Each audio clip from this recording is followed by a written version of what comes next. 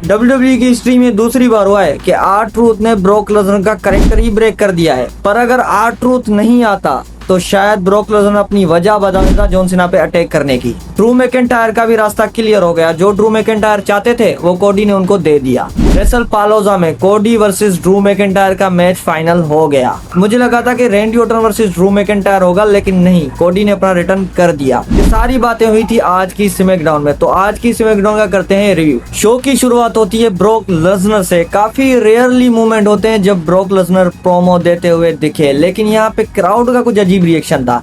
पहले क्राउड ने पॉप किया, उसके बाद क्राउड बोल रही थी यू सक। मतलब ये कुछ समझ नहीं आया मुझे, शायद जॉन सीना की वजह से यू सक बोल रहे थे।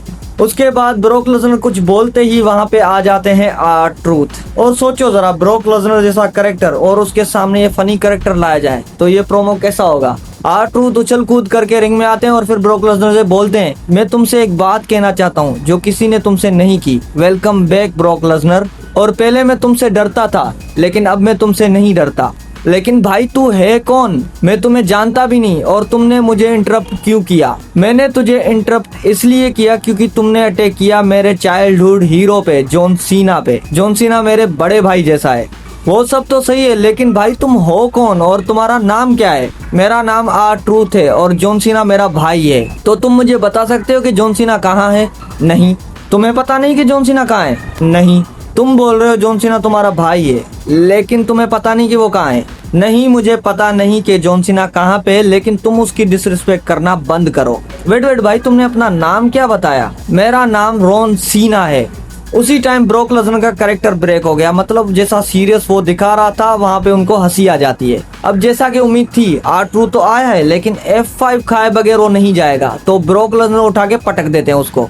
ये प्रोमो अच्छा था, नो डाउट, लेकिन हमें ब्रॉक लेसनर का सिंगल प्रोमो देखना था ताकि हमें पता लग सके कि वो जॉन सीना पे अटैक क्यों कर रहे हैं। लेकिन R-Truth ने आकर इस प्रोमो में थोड़ा फन डाल दिया और ये सेकंड बार हुआ है ब्रॉक लेसनर के साथ जहां पे उन्होंने अपना कैरेक्टर ब्रेक किया है। अब जॉन सीना जब यूनाइटेड स्टेट चैंपियनशिप के लिए ओपन चैलेंज देते थे तब कोई ना कोई अपोनेंट आ जाता था, कभी हैवी आ जाता था, कभी कम आ जाता था, लेकिन सेमी ज़ेन अपने अपोनेंट खुद ही ढूंढ रहा है। आज सेमी ज़ेन ने चैलेंज कर दिया रे फिनिक्स को यूनाइटेड स्टेट चैंपियनशिप के लिए। उसके बाद उनकी एक मैच भी हुई और इस मैच में सेमी ज़ेन ने जितना अंडर एस्टिमेट किया था रे फिनिक्स को, उससे कुछ बढ़कर ही निकले। मतलब सेमी ज़ेन की तो हवा ही निकाल दी थी, लेकिन समहाउ सेमी ज़ेन इस मैच को निकाल लेते हैं और रिटेन कर लेते हैं अपना यूनाइटेड स्टेट चैंपियनशिप। फिर उसके बाद मैच होता है जूलिया वर्सेस B-Fab के बीच में, लेकिन ये मैच हुआ ही नहीं।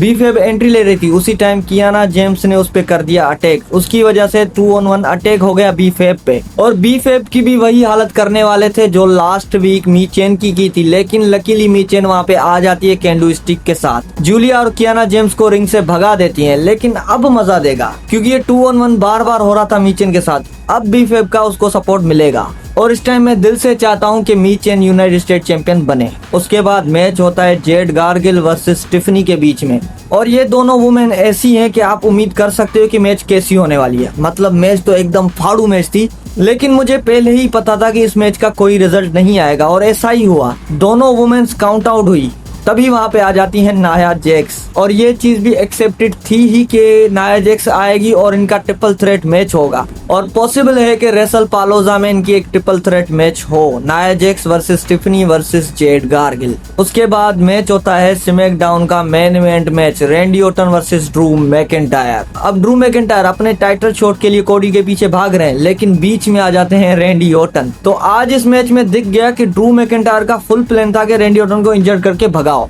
वो मैच में कंटिन्यूसली रैंडी के लेग पे अटैक कर रहे थे, उसके बावजूद भी रैंडी बार बार उठ रहे थे, लेकिन ड्रू मैकिंटायर तो एकदम फ्रस्ट्रेट हो गए थे और बार बार लेग पे अटैक किए जा रहे थे। लेकिन एंड में क्या हुआ? एंड में रैंडी ऑर्टन ने अपना आपा खो दिया। वो जा रहे थे ड्रू मैकिंटायर को फंट मारने। रेफरी रैंडी ऑर्टन को रोकने की कोशिश करता है, लेकिन रैंडी ऑर्टन नहीं रुका।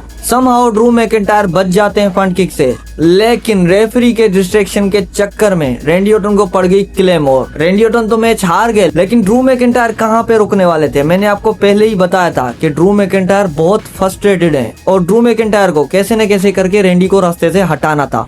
और जैसे कोडी को मारा था अनाउंस टेबल पे क्लेमोर, वैसे ही मारने की कोशिश की, तभी वहां पे आ जाते हैं कोडी रोड्स। कोडी रोड्स आकर ड्रू मैकिंटायर को मार के भगा देते हैं वहां से।